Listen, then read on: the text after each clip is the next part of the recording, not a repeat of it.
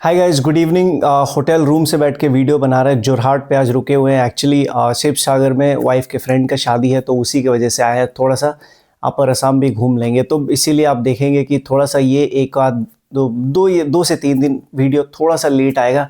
उसके लिए मैं आपसे सॉरी कहना चाहता हूँ पहले ही। और होटल रूम से ये अपलोड होगा, तो ये वीडियो कब तक अपलोड होगा, क्योंकि मोबाइल वाईफाई का जो कनेक्शन है होटल रूम में इतना सही नहीं है, तो मोबाइल डेटा से मैं अपलोड कर दूंगा। लेकिन आपके पास कब तक पहुंचेगा उस थोड़ा सा डाउटफुल है, राइट। लेकिन वीडियो पहुंच जाएगा आपके पास, क्योंकि वीडियो बनाना ज़रूरी है, इन्फॉर्मेशन शेयर करना ज़रूरी है, राइट। और सुबह से अगर आप देखोगे, सुबह से ही ट्रैवल कर रहा था, इसीलिए थोड़ा सा लेट हो गया। आज टाइम नहीं मिला एक्चुअली वीडियो बनाने का। अभी वीडियो बनाने का टाइम मिला। अभी अगर मैं देखूं तो ऑलमोस्ट 12 बज रहे रात के। तो अभी वीडियो बनाना ज़रूरी है, राइट। जैसे मैंने बोला, वीडियो के थ्रू मुझे नॉलेज शेयर करना है आप लोगों के साथ। तो आज की वीडियो में मैं 3 कंपनीज़ को लेके बात करूँगा, राइट। तीनों फिनेंशियल सेक्टर से है। पहला मैं बात करूँगा कैन फिन होम्स का, second will be UCO Bank, और थर्ड येस बैंक के बारे में बात करूँगा, राइट। तो starting off with Can Fin Home. अगर आप कैन फिन होम का सारा कुछ देखेंगे, so it's a basically housing finance company, right. अगर इनका आप एवरेज टिकट साइज देखोगे अराउंड 26 लाख्स के आसपास है, तो आप बोलोगे it's kind of a mid segment player, right. Affordable housing finance में भी नहीं है, और एकदम प्राइम हाउसिंग जैसे बजाज हाउसिंग फाइनेंस हो गया, उनकी तरह भी नहीं है। It is catering to the mid segment players, मतलब मिड सेगमेंट हाउसेस। जैसे 26 लाख का इनका एवरेज टिकट साइज है, राइट। अगर इनका आप अगर सारा पैरामीटर्स देखोगे, मैट्रिक्स देखोगे, तो इट्स स्टेडी, राइट। अगर आप इनका निम की बात करोगे अराउंड 4% के आसपास, 4.15% टू बी एग्जैक्ट, इस क्वार्टर में, मतलब इस Q3 2026 में जो उन्होंने बनाया है, अराउंड 4.4% के आसपास इनका निम बना है, राइट। 4.15% रादर।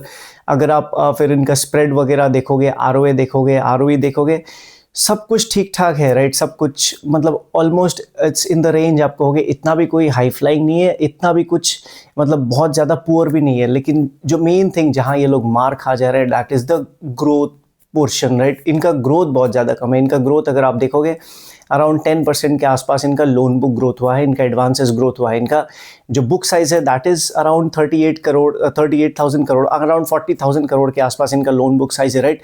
अगर आप कंपेयर करोगे बजाज हाउसिंग फाइनेंस के साथ, Bajaj housing finance basically cater करती है थोड़ा सा जो प्राइम वाला सेगमेंट है। उनका जो एवरेज टिकट साइज है दैट इज अराउंड 45 लाख्स के आसपास, right. Coming back to Can Fin Home, इनका जैसे मैंने बोला, इनका ग्रोथ ही है जो बहुत ज़्यादा कम है, राइट। 10%। क्योंकि आप देखोगे बाकी जो प्लेयर्स है ना, जैसे आप हाउसिंग फाइनेंस में जो केटर करते हैं, जैसे एप्टस हाउसिंग हो गया, होम फर्स्ट फाइनेंस हो गया, आवास फाइनेंसर्स हो गया, या फिर आपका इंडिया शेल्टर हो गया। हालांकि इनके बुक साइजेस कम है। बेसिकली इनका आवास का देखोगे 20,000 करोड़ के आसपास है, इंडिया शेल्टर का देखोगे वही 9-10 हज़ार करोड़ के आसपास है, राइट। एप्टस का भी उसी रेंज में है। लेकिन ये लोग जो ग्रो कर रहे हैं अफोर्डेबल हाउसिंग में, वो अराउंड 22-25% के आसपास ग्रो हो रहा है, राइट।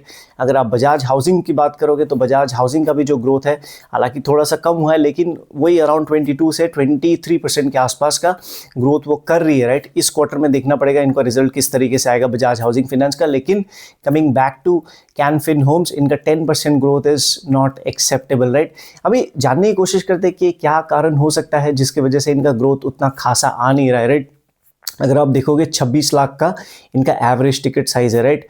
तो मिड सेगमेंट हो गया, राइट। ग्रोथ आ रहा है एकदम नीचे या फिर ग्रोथ आ रहा है ऊपर, राइट। क्योंकि जो मान लो नीचे तबका का आदमी है, राइट, जो मतलब 10, 11, 12 लाख का घर बना रहा है, उसमें तो ग्रोथ ठीक ठाक आ रहा है, राइट। और थोड़ा सा जो प्रीमियम सेगमेंट में भी अगर आप जाओगे तो उसमें भी ठीक ठाक का ग्रोथ है। लेकिन जो 26 लाख का, आज अगर आप बोलोगे एक मिडिल क्लास फैमिली, तो 20-22 लाख का वो लोन लेके घर नहीं बनाती है, राइट। मतलब 20-22 लाख का या अराउंड 30-35 लाख के आसपास का घर नहीं बनाती है। उसको थोड़ा सा हायर एस्पिरेशन है, क्योंकि हमारा जो एस्पिरेशनल क्लास है ना, वो धीरे धीरे बढ़ता जा रहा है, राइट। इसीलिए मुझे लगता है कि इनको the players like Can Fin Homes, इनको ग्रोथ करने में इनको स्ट्रगल हो रही है, राइट। अगर बजाज हाउसिंग फाइनेंस का बात करोगे तो वहाँ पे भी स्लो डाउन है, लेकिन उस तरीके का स्लो डाउन नहीं आया है। तो कारण यही है कि हमारा जो इंडिया का जो एस्पिरेशनल क्लास है वो धीरे धीरे बढ़ रहा है। क्योंकि इनकम जिस तरीके से बढ़ता जाएगा तो लोगों को जो ख्वाहिशें है वो भी बढ़ती जाएगी, राइट। जो मान लो 10 लाख 15 लाख लोन लेके घर बना रहा था, वो चाहेगा कि 40 लाख लेके घर बनाए, राइट। इसीलिए जो 40 ले रहा था वो सोचेगा कि 60 लाख लेके घर बनाए। तो धीरे धीरे जो एस्पायरिंग क्लास है वो बढ़ती जाएगी। इसीलिए आप देखोगे ये लोग जो केटर कर रहे हैं, जिस सेगमेंट में केटर कर रहे हैं वहाँ पे ग्रोथ का थोड़ा सा स्लो डाउन है, राइट। तो यही वो कारण हो सकता है कि इनको ग्रोथ करने में मुश्किल हो रही है। लेकिन जैसे मैंने बोला, बाकी अगर सारे मैट्रिक्स अगर आप कंपेयर करोगे, इनका सारा मैट्रिक्स अच्छा है, राइट। अगर आप इनका जीएनपीए बात करोगे तो फिनोमिनल जीएनपीए जो ग्रॉस एनपीए है that is less than 1, around 0.92% के आसपास है। अगर नेट एनपीए की बात करोगे अराउंड 0.42% के आसपास है, राइट। बाकी भी अगर जैसे मैंने बोला निम की बात करोगे, आरओए अराउंड 4.43% का ये आरओए बना लेती है। फिर अगर आप इनका आरओई की बात करोगे वही 17-18% के आसपास ये आरओई बना लेती है, राइट। सो ओवरऑल आप देखोगे कि बाकी सारे मैट्रिक्स ठीक है, लेकिन जहाँ पे वो बेसिकली मार खा रही है दैट इज़ द ग्रोथ।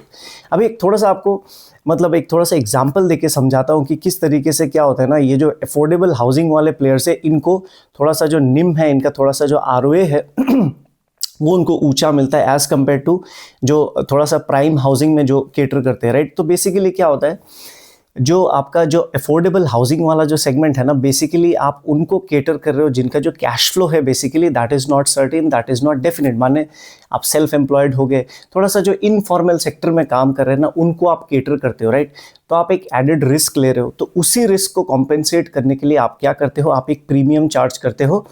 आप मतलब एक प्रीमियम चार्ज करके आप थोड़ा सा ऊपर चार्ज करते हो, राइट, इनको, राइट। और आपका जो सोर्सिंग होता है, सोर्सिंग भी क्या है, आपको लोगों को फील्ड में बाहर भेजना पड़ता है, राइट। आपको मार्केटिंग टीम को ज़्यादा डिप्लॉय करना पड़ता है, ज़्यादा जगह में भेजना पड़ता है, जिसके वजह से क्या होता है, ये सब जो खर्चा आता है, राइट, एक तो आपका ऑपरेटिंग खर्चा हो गया, फिर आप हायर रिस्क ले रहे हो, उस रिस्क को कॉम्पेंसेट करने के लिए इसीलिए आप एक प्रीमियम चार्ज करते हो अपने कस्टमर से, एज ओपोज टू जो थोड़ा प्रीमियम सेगमेंट का कस्टमर है वो बेसिकली आप देखोगे कि सैलरीड पर्सन होता है, कोई पीएसयू में काम करेगा, कोई प्राइवेट में काम करेगा, कोई गवर्नमेंट में काम करेगा। तो बेसिकली आप सैलरीड पर्सन को आप केटर कर रहे हो, तो उनका जो कैश फ्लो है दैट इज़ डेफिनेट, राइट। उनका अगर क्रेडिट स्कोर की भी बात करोगे तो क्रेडिट स्कोर भी उनका हेल्दी मिलेगा, जो इसको सिबिल या सिबिल स्कोर जो निकलता है, वो अगर आप सिबिल भी देखोगे तो that is also on the higher side. जैसे मैंने बोला, अगर आप सेल्फ एम्प्लॉयड का सिबिल देखोगे तो वो थोड़ा सा कंपेरेटिवली नीचे की तरफ होता है, राइट।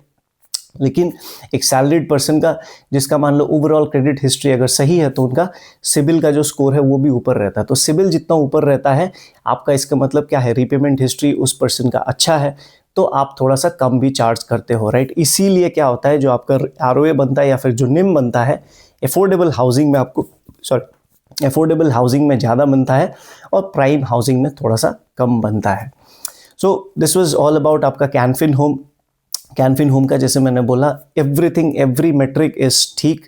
अगर आप एसेट क्वालिटी की बात करोगे, फिर आप इनका आरओए की बात करोगे, क्रेडिट कॉस्ट का बात करोगे, यील्ड का बात करो, फिर कॉस्ट ऑफ फंड्स बोलो, everything is good, but the only problem is growth, right. उस पे उनको काम करना पड़ेगा। और बेसिकली प्रिडोमिनेंटली ये लोग कहाँ हैं, ये लोग बेसिकली साउथ इंडिया में डोमिनेंट है, और गोइंग फॉरवर्ड कहते हैं कि 2028 तक होते होते इनका 60-40 रेशियो हो जाएगा, राइट। 40% ये नॉर्थ इंडिया को केटर करेंगे, बाकी 60% इनका साउथ इंडिया। मतलब ये धीरे धीरे साउथ इंडिया का जो एक्सपोजर है उसको धीरे धीरे स्प्रेड आउट करके नॉर्थ इंडिया में भी जा रहे हैं, right. So these are the things basically जो मुझे शेयर करना था, right. Next coming to UCO Bank. तो यूको बैंक अगेन, जैसे मैंने बोला, पीएसबी पूरा जो बास्केट है, पूरा बास्केट ही धीरे धीरे इंप्रूव कर रहा है, राइट। एवरी बैंक, अगर आप पीएसबी सारे बैंक की बात करोगे तो एवरी बैंक इज धीरे धीरे उनका जो एसेट क्वालिटी है वो इंप्रूव हो रहा है। जैसे ही एसेट क्वालिटी इंप्रूव होगा, आप सारा बैंक देखोगे ग्रोथ के पाथ पर आ रही है, right. And same is the case with UCO Bank as well. अगर यूको बैंक का आप एडवांसेस ग्रोथ देखोगे, अराउंड 16-17% के आसपास इनका एडवांसेस ग्रोथ हुआ है। अगर डिपॉजिट ग्रोथ देखोगे, अराउंड 10-11% के आसपास इनका डिपॉजिट ग्रोथ हुआ है, राइट। आरओए में भी इंप्रूवमेंट है, अराउंड 0.83% का इन्होंने आरओए बनाया, जो अराउंड पिछले साल का इस क्वार्टर में बात करो अराउंड 0.6 के आसपास इनका आरओए बना था। आरओई हालांकि थोड़ा कम हुआ है, क्योंकि इस साल आप देखोगे साल के शुरुआत में इन्होंने कैपिटल रेज किया था, राइट। अराउंड 2000 करोड़ के आसपास इन्होंने कैपिटल रेज किया था, जिसके चलते क्या हुआ, इनका जो इक्विटी बेस है वो बढ़ गया, और वो अभी धीरे धीरे वो अपना जो शेप है, वो अपना इफेक्ट है वो ले रहा है, राइट।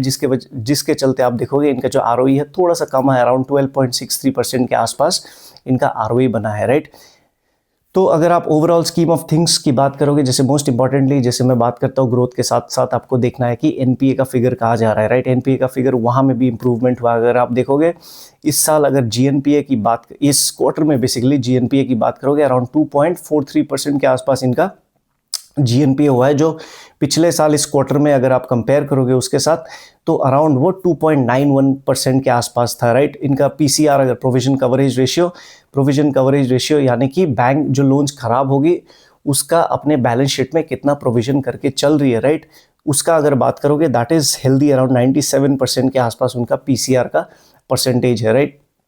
फिर अगर आप ग्रोथ की बात करोगे, कहाँ इनका डिसबर्समेंट बढ़ा है, कहाँ ग्रोथ ज़्यादा आ रहा है, तो सारा जो PSB का बास्केट है अगर आप देखोगे सब अभी फोकस्ड है रिटेल में, राइट। इनका सबसे ज़्यादा ग्रोथ वही रिटेल में हुआ है, MSME में हुआ है। सब लोग क्या कर रहे हैं, जितने भी PSB बैंक्स है, अपना जो रिटेल वाला जो बुक है उसको इंप्रूव कर रहे हैं, डिसबर्समेंट वहीं पे ज़्यादातर आ रहा है। और स्पेशली ये यूको बैंक का क्या हुआ है, यूको बैंक की अगर बात करोगे तो व्हीकल लोन्स का जो ग्रोथ हुआ है दैट इज फिनोमिनल, अराउंड 75% के आसपास इनका व्हीकल लोन्स का ग्रोथ हुआ है, right. Home loans, personal loan वो भी अराउंड सेम तो नहीं, अराउंड 27-28% के आसपास। पूरा जो रिटेल बुक है इनका रिटेल बुक अराउंड 27-28% के आसपास बढ़ा। अगर MSME की भी बात करोगे वो भी अराउंड 24% के आसपास बढ़ा है, राइट। रैम एडवांसेस जिसको बोलते हैं retail agri and MSME, agri advances की बात करोगे तो अराउंड 24% के आसपास इनका एग्री एडवांसेस बढ़ा है, राइट। तो ओवरऑल जैसे मैंने बोला, सारा जो टेक्सचर है, सारा जो ओरिएंटेशन है वो शिफ्ट हो रहा है धीरे धीरे। कॉर्पोरेट जो लैंडिंग है उससे शिफ्ट होकर धीरे धीरे आ रहा है कहाँ, किसकी तरफ, वो आ रहा है रिटेल की तरफ। क्योंकि इनको जो लेसन मिला है वो लेसन ऑलरेडी मिल चुका है। लेसन मिला है बैंक्स लाइक येस बैंक, जो मैं अगला जो कंपनी कवर करूंगा that will be yes bank. तो येस बैंक से ही इनको सीख मिला। येस बैंक का अगर आप देखोगे, येस बैंक का बुक प्रिडोमिनेंटली कॉर्पोरेट की तरफ था, जिसके चलते वो जो बैंक है इतना ज़्यादा प्रॉब्लम का सामना उस बैंक को करना पड़ा है, राइट। आपको पता ही है येस बैंक के साथ क्या हुआ है। लेकिन ये सारी जो पब्लिक सेक्टर बैंक्स है ये धीरे धीरे अपने बुक को शिफ्ट कर रही है। अगर इनका ऑपरेटिंग प्रॉफिट, नेट प्रॉफिट की बात करोगे, ऑपरेटिंग प्रॉफिट अराउंड 5% के आसपास बढ़ा है। अगर नेट प्रॉफिट की बात करोगे अराउंड 15-16% के आसपास बढ़ा है, सॉरी। तो आपको देखना पड़ेगा कि ऑपरेटिंग परसेंट इस हिसाब से बढ़ा और नेट प्रॉफिट इतना कैसे बढ़ गया। तो अगर आपको ये जानना पड़ेगा कि इनका जो कॉस्ट है, इनका जो बेसिकली जो एक्सपेंसेस है, रादर एक्सपेंसेस को इन्होंने घटा दिया। एक्सपेंसेस क्या घटा है, क्या क्या चीज़ घटा है इनका, अगर आप देखोगे स्टाफ एक्सपेंसेस घट गई है, राइट। अगर रेंट की बात करो, लाइटिंग बात करो, वो सब चीज़ों में आप देखोगे अराउंड 27-28% का कमी हुआ है। प्रिंटिंग एंड स्टेशनरी की बात करोगे, वहाँ भी इन्होंने खर्चे को काटा है।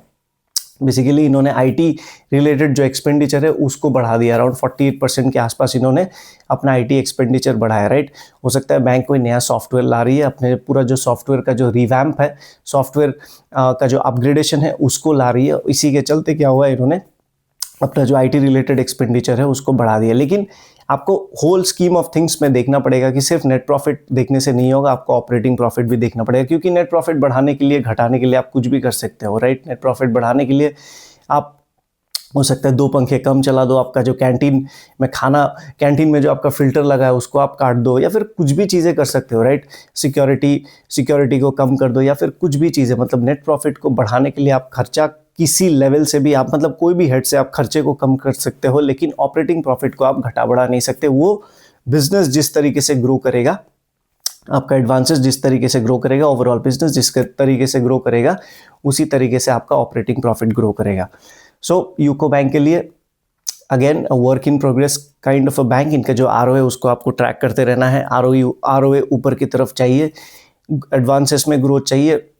कासा, अगर इनके कासा की बात करोगे दैट इज़ ऑल्सो हेल्दी। इनका कासा अराउंड 38-39% के आसपास है। क्योंकि करंट अकाउंट में बैंक को कोई इंटरेस्ट पे करना नहीं होता है। That is a kind of a free deposit for the bank, right. उसको वो डिप्लॉय करती है अपना यील्ड को बढ़ाने के लिए। तो वो सब चीज़ें हैं बेसिकली जो चीज़ें देखना है आपको देखना है एडवांसेस कहाँ जा रहे हैं। उनका जो बुक है, मेन चीज़ जो आपको देखना है, जैसे मैंने बोला, बुक का टेक्सचर किस तरीके से चेंज हो रहा है, राइट। ओवरऑल आप देखोगे सारा PSBs का जो बुक का टेक्सचर है वो धीरे धीरे किस तरीके से शिफ्ट हो रहा है, रीओरिएंट हो रहा है, राइट। तो यूको बैंक के लिए भी आपको ये बैंक को ट्रैक करते रहना है, क्योंकि इसका जो इम्प्रूवमेंट है वो चलता जा रहा है और आगे चल के देखना पड़ेगा ये जो इम्प्रूवमेंट है ROA को किस तरीके से बढ़ाएगी ये लोग, और ROE उसी तरीके से किस तरीके से बढ़ेगा, राइट।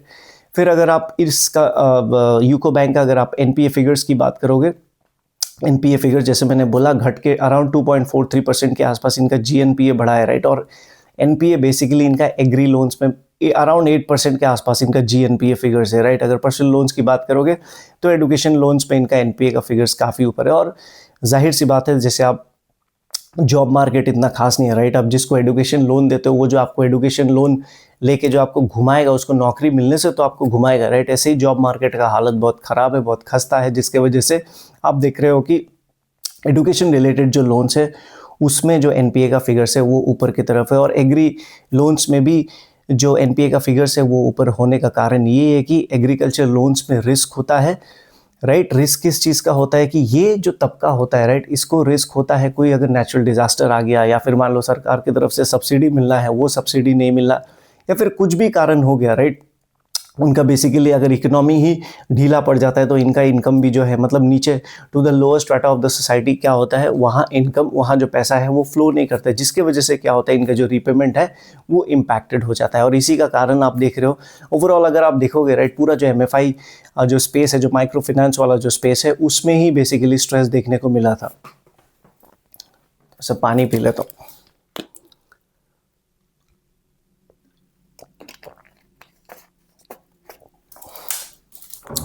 पूरा जो MFI का ही स्पेस था, वहीं में आप देखोगे पिछला एक आध साल से किस तरीके से स्ट्रेस दिखा है, राइट। और ये एक रिपल इफेक्ट होता है। आप सिर्फ MFI स्पेस ही नहीं, MFI स्पेस के साथ पूरा जो वो जो स्ट्रेटा ऑफ द सोसाइटी है, जो lower strata of the society, वहाँ पे इतना ज़्यादा स्ट्रेस देखने को मिला है, right. So this was all about UCO bank, जो मुझे आपके साथ शेयर करना था। बेसिकली एडवांसेस का इन्होंने बहुत अच्छा ग्रोथ किया, अराउंड 16-17% का advances growth is not a joke, right. Deposit भी ठीक ठाक ग्रोथ हुआ है, ROA में भी इम्प्रूवमेंट है, NPA कंटिन्यूअसली नीचे की तरफ है, अपने बुक को इम्प्रूव कर रही है, बुक का जो मिक्स है वो रिटेल की तरफ आ रही है, रिटेल का डिसबर्समेंट धीरे धीरे बढ़ रहा है, जो कॉर्पोरेट बुक है वो धीरे धीरे घट रहा है। So overall these are the positive things जो आपको ट्रैक करते रहना है, राइट। NPA का फिगर्स आपको देखते रहना है, ROA देखते रहना है, एडवांसेस कहाँ जा रहा है वो देखना है, right. Next coming to Yes Bank, अगर आप येस बैंक की बात करोगे तो येस बैंक में बेसिकली बोलने को इतना कुछ है नहीं, लेकिन मैं आपको एक पर्सपेक्टिव देना चाहूँगा येस बैंक से, जो बाकी जो बैंक है वो किस तरीके से लेसन ले रही है, और उस तरीके येस बैंक ने जो गलती किया था वो ये सब बैंक्स नहीं करेगी, राइट, आगे चल के। क्योंकि इनको एक बहुत बड़ा सीख मिल गया है। अगर आप Q3 FY26 की बात करोगे तो फर्स्ट टाइम हुआ है रीस्ट्रक्चरिंग के बाद इनका ROA जो है वो 1% टच किया है, right, which is a great achievement. आप देखोगे येस बैंक किस तरीके से इनका जो पूरा जो गेम है वही बिगड़ गया था, राइट। पूरा येस बैंक का जो बुक है, राइट, वो उनका बुक ही पूरा ख़त्म हो गया था, राइट। फिर अगर आप इनकी ROE की बात करोगे, ROE return on equity around 7.7% के आसपास इनका ROE बना है, राइट। बेसिकली अगर आप येस बैंक जो मुश्किल में पड़ी थी उसका कारण ये था कि येस बैंक इस तरीके से ग्रो कर रही थी और वो अनचेक्ड ग्रोथ कर रही थी, राइट। वो क्या कर रही थी, ग्रोथ ऐसे सेक्टर में, मतलब या उस जगह में लोन दे रही थी जहाँ पे बहुत ज़्यादा रिस्क है, जैसे कि आपका रियल एस्टेट सेक्टर। पूरा जो कॉर्पोरेट का बुक था उनका इतना ज़्यादा बढ़ गया था, राइट। और वो बार बार क्या कर रही थी, अपना जो NPA है, अपना जो बैड लोन्स है उसको हाइड कर रही थी, उसको बार बार रीस्ट्रक्चर कर रही थी, राइट। इसको एवरग्रीनिंग ऑफ लोन्स कहते हैं। जैसे फॉर एग्जांपल एक एग्री लोन है, KCC मान लो, किसान क्रेडिट कार्ड जो होता है, इसका it's a cash credit kind of in advance. मान लो आपने एक किसान को 1 लाख रुपए का लोन दिया, राइट, और वो दैट टर्न्स बैड, तो आप क्या करोगे ना, वो तो खराब हो ही गया है, आप क्या करोगे, उसको रिन्यू करके 1,30,000 कर दोगे। वो 1 लाख तो खराब हुआ ही हुआ, वो आपने उसको बढ़ा करके उसको एवरग्रीनिंग ऑफ लोन्स कहते हैं। मतलब प्रॉब्लम जो है वो जगह में ही है, वो प्रॉब्लम एक्चुअली आपने बढ़ा दिया, लेकिन फॉर द टाइम बिंग वो NPA नहीं दिखा, वो NPA कैटेगराइज नहीं हुआ। इसी को कहते हैं एवरग्रीनिंग ऑफ लोन्स। तो यही कर रही थी वो, बार बार रीस्ट्रक्चर करके बार बार एवरग्रीनिंग कर रही थी, ताकि उसका जो रिस्क है वो तो जगह में ही है, वो एक्चुअली पाइल अप होता जा रहा था, और एक टाइम ऐसा है वो पूरा एक्सप्लोड कर गया, राइट। इतना ज़्यादा NPA बढ़ गया, उनका जो कैपिटल है वही पूरा साफ हो गया था। इसीलिए आप देखोगे banks like SBI, State Bank came to their rescue, और उन्होंने कैपिटल इन्फ्यूज़ करके येस बैंक टाइप के जो बैंक है उसको बचाया है, राइट। इसीलिए मैं कहता हूँ कि जब आप फिनेंस कंपनी, बैंक हो या फिनेंस कंपनी, कोई भी फिनेंस कंपनी को जब आप एनालाइज करो, आप सिर्फ ग्रोथ देखने से नहीं होगा, ग्रोथ के साथ साथ आपको देखना पड़ेगा, जैसे फर्स्ट एंड फॉरमोस्ट आपको देखना पड़ेगा उनका एसेट क्वालिटी क्या हो रहा है। अगर एसेट क्वालिटी अच्छा हो रहा है तो ठीक है, अगर ROE ऊपर की तरफ हो रहा है तो ठीक है। अगर आप एडवांसेस बहुत बढ़ा रहे हो और साथ साथ आपका एनपीए का फिगर्स भी बढ़ता जा रहा है, that is the biggest red flag, right. तो येस बैंक के बारे में, येस बैंक बहुत ज़्यादा प्रॉब्लम में थी, अभी धीरे धीरे प्रॉब्लम सॉर्ट आउट हो रहा है, अभी बहुत काम करना बाकी है। जो आरओई जैसे मैंने बोला 7.7% है सिर्फ, तो वो रीबिल्ड हो रहा है, वो धीरे धीरे इंप्रूव होगा। आरओए फर्स्ट टाइम 1% हिट किया है, राइट, वो भी धीरे धीरे इंप्रूव होता है कि नहीं वो देखना पड़ेगा। अगर आप इनके डिसबर्समेंट की बात करोगे तो रिटेल में सबसे ज़्यादा डिसबर्समेंट हुआ है, राइट।